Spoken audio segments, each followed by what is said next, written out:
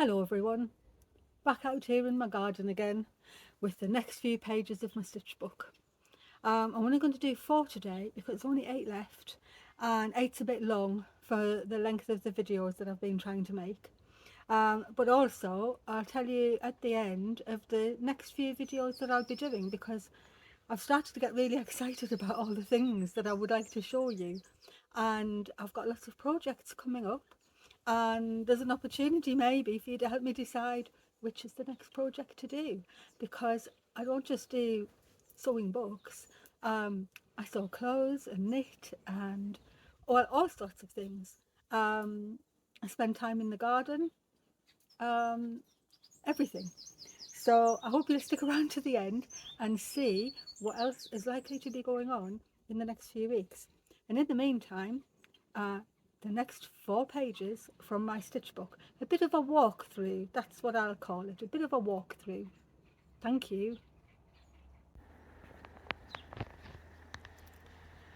Slightly different view of my garden.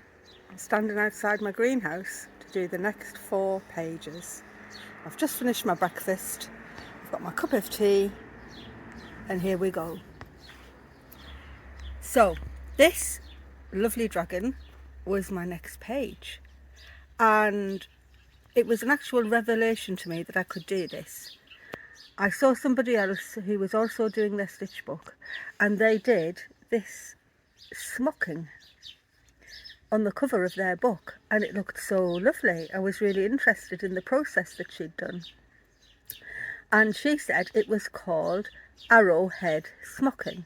So of course, what am I going to do? I'm going to look up straight away, what is arrowhead smocking? How do you do arrowhead smocking? And found out that its other name was dragon scale smocking. And exactly, I thought it looked like dragon scales, and so immediately I knew that my next page had to be a dragon. So I drew, this is silk, off an old blouse from my mother-in-law from the 1950s. It was badly marked, and so it just got kept in my stash, and up until this book I'd never actually cut it up, and now there's all sorts of bits of it all the way through. So this is the background, the cream silk. I didn't have any blue silk at all, so I dyed some of the silk, just random colours of blue and purple and a bit of green, and I dyed it as a great big piece and then just cut it up so it could look more organic and natural. And I did have this bit of sort of, I think it's called thrower's waste or throster's waste. It's bits of silk, threads and just leftover things that people use for crafting, and I hadn't ever used it before, but the colour was just perfect. So I found out how to do the dragon scale smocking. I will do a tutorial on it. There are tutorials out there because I followed one, but I'll probably do something with this in my next book, so you will see how I did it. So I put that on first, and then that, and this is just all kept down with some blanket stitch, just blanket stitched over it. Kept thinking of snakes and reptile scales and tried to make it look like that. When it came to the face, although I wanted to do the eye last, I felt it had to be first because I needed the silk to go around it. So I decided on a yellow eye and just straight stitched it, and a bit of split stem for the pupil and the iris. And then because I'm not trained at all, I don't really know how anybody else would do it. I just had to find my way through. And at first I thought maybe I have to cut out the shape of the head and stitch it on, but I didn't feel like that was going to give me the sculptural quality that I was looking for. So I actually just cut a random piece of this coloured silk, and it was quite big, and I just folded it up in the middle and started to do here. I sort of made it into 3 pieces. There's one piece there, you can see, one piece here and one piece there. So I started with this bit, and by the time I got the bottom of his mouth, I just followed the line up, and I just kept folding and stitching, and all the excess was just coming off here somewhere. And a blanket stitched it on with green, because that seemed to be a colour that would go with the blue. And blanket stitch, and when I got to the bottom, I just folded whatever, cut off the excess and folded it under, blanket stitched. And there was a lot of excess just lying here, which I left, didn't do anything about it. So the next piece, I came here, and I really wanted it to come up around the eye, so I started at this end, started to stitch it on with tiny little hem stitches, folded it up around the eye, and then carried on towards the nostril. And then once I'd sort of folded it a bit and got this mouth area going, I then blanket stitch, smoothed it or wrinkled it however I wanted. And when I worked my way back up to here, I left the excess again. So there was a big lot of just folded up silk at this end. And so the last bit went on here, and again, actually I think I started at this end because I needed to get that shape of the nose. So again, it was just a random bit that I folded up, and I folded it. Of course, silk's really fine, you can fold it really nicely down to a small piece. So I just started with an end, folded it, got the lovely fold over the eye, and carried on hemming it, so you can't see stitches there because it's hemmed in. And then just had all this excess silk. So I had this bit going, I had the face then beautiful, and it was how to finish this bit. And I really wanted a dragon's wing, but I'd done him too big to put a wing on. So that was why I got the idea of putting a crest on. And this bit of gold leather I had from a lady who'd given me her mother's gold work supplies quite a few years ago, because she knew that I embroidered, but I hadn't done gold work, so it just went into my embroidery box and didn't really get used. I used it for some bits and pieces, but this is where all of these bits came from. They came from that lady who kindly gave me her mother's embroidery gold work supplies. So I drew the crest. I actually couched it down right round the edge with green shiny thread, but it looked awful and I didn't like it at all. And so in the end, these are silk carrier rods that I cut down and just straight stitched them on. I don't know whether if I go in carefully, I'm early on a morning, so the light might not be right. I might have to do this again.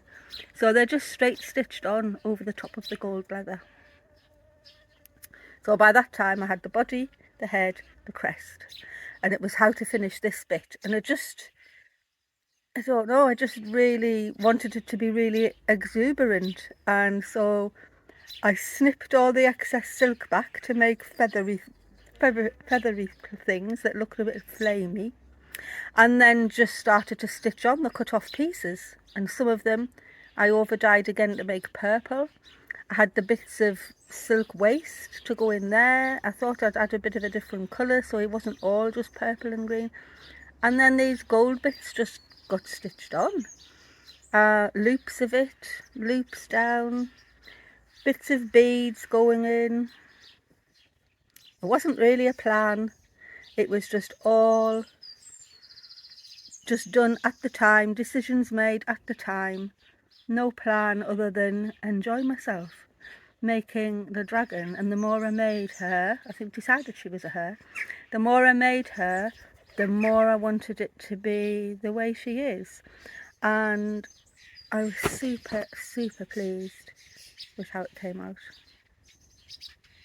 And of course I had to think about what the next page was going to be, and so originally that was how this one was conceived. But when I was doing him, I knew he couldn't go next to the dragon, and so I made her a world to exist in. So I used the same colours, the same waist, the same silk that I'd painted for here, another piece of silk that I dyed this pale blue, and because I'd liked to do the window for the woodland, I thought I'd do the same technique again, and it's more flat because of the silk being a finer material. But I did do this little scene first, trying to make like a little ethereal, out of world fantasy sort of a colour. I did keep thinking it was night time, which is how the dark green velvet's on, and the bits of beads, because she had beads and gold and glitter. I thought her world had to have the same gold and glitter. And so this is just wire couched on. There are bits of broken jewellery stitched on, sort of like her treasure. That was how I was thinking about it. It was her treasure. And then right when I sort of was nearly finished, I felt it looked a bit empty round here. And so I decided to put, well, I think it's the moon. Some people think it's the sun. It can be whatever you want it to be. For me, it's definitely the moon, because I feel as if it's a moonlit landscape. And so I stitched a piece of cream silk on, which brought that colour into this page. And then just gold thread, making the rays of moonlight coming down across the whole page. And it just was the last piece that actually made it really finished for me. The only thing with these silk pages is, because they are fine, they're very floppy. So this one's okay because it's got the curtain on the back. This one's not so bad because it's got the flannel on the back. But as you'll hear in the next bit, the poor green man is silk on both sides and is very floppy indeed as a page, and I need to remedy that. But I will tell you how that went. So that's those two. So here we are with the green man page, and he's very floppy because there's silk this side and silk that side, and so there's no body to it.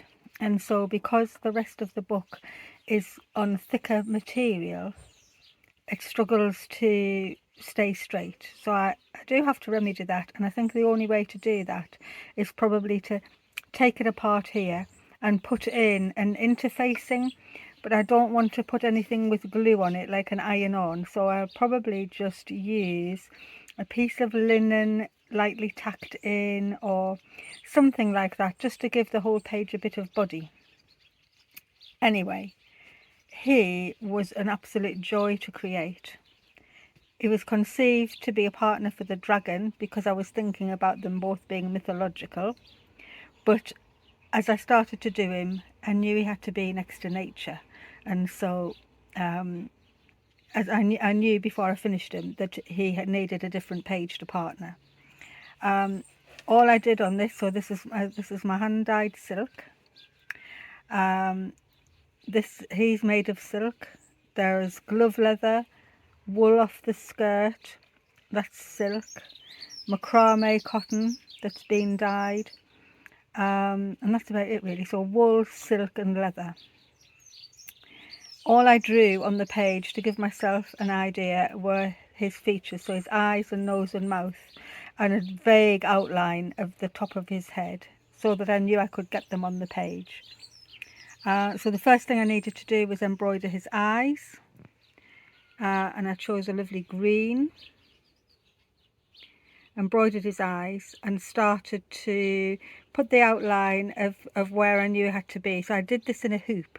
So some of the pages have been able to be done in hand, some needed a hoop. The silk ones all needed a hoop, although I wouldn't have been able to keep them so flat if I hadn't. So he was in a hoop.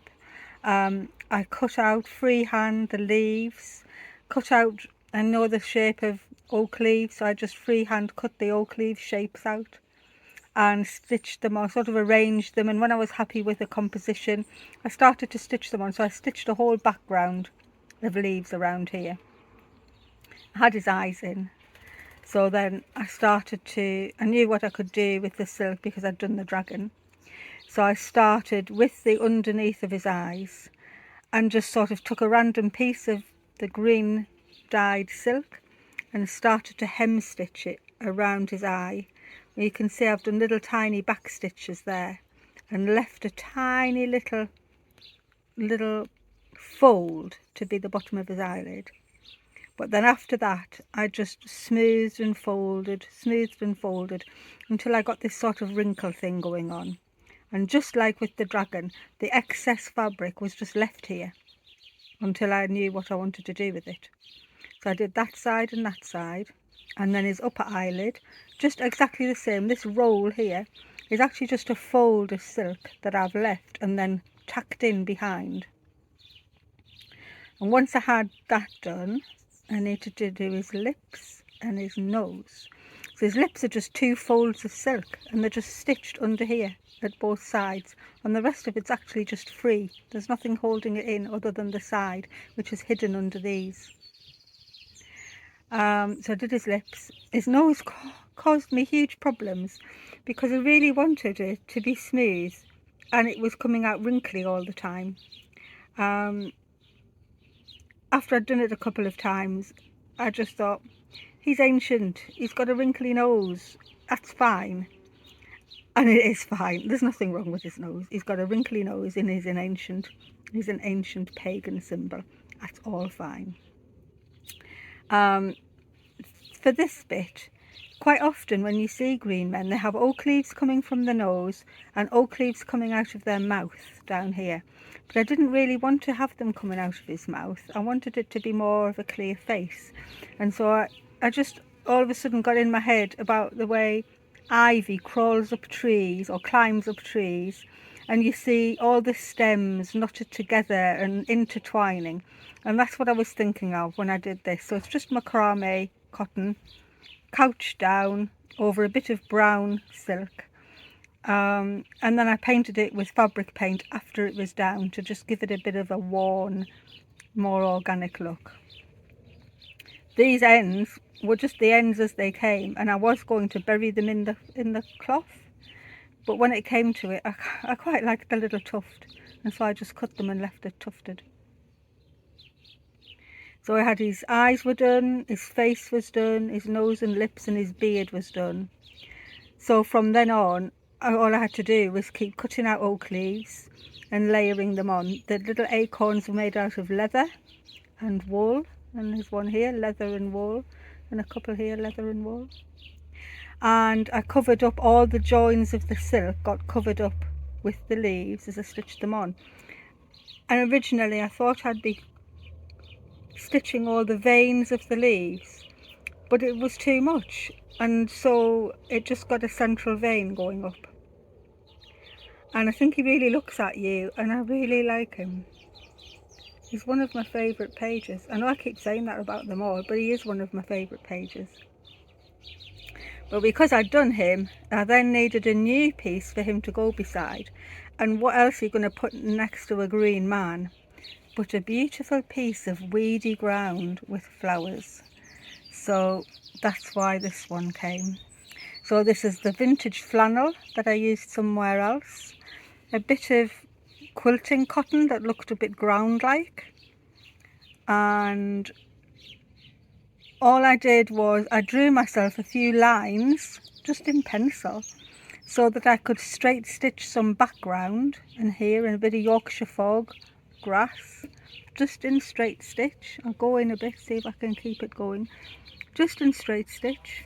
A bit of detached chain here for the creeping bent. And I knew from the word go that I wanted to do red clover because it's a beautiful flower and the bees love it. And so I stem stitched the stems, the leaves are silk, the sepals are leather, glove leather that I've painted, and then the actual clover are bullion knots, and the dark ones are in embroidery wool and the pale ones are in stranded cotton. And you want to do buttercups, so buttercup leaves got cut out of the vintage glove leather.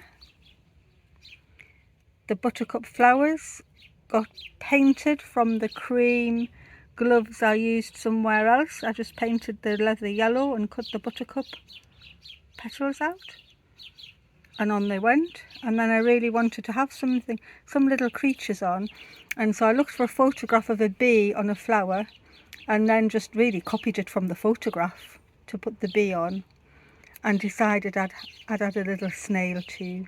So the little snail went on, and I think it makes a great partnership to the green man.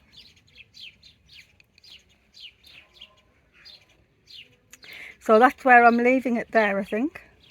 I've only got 4 more pages to go on here, so I'll leave that for another time.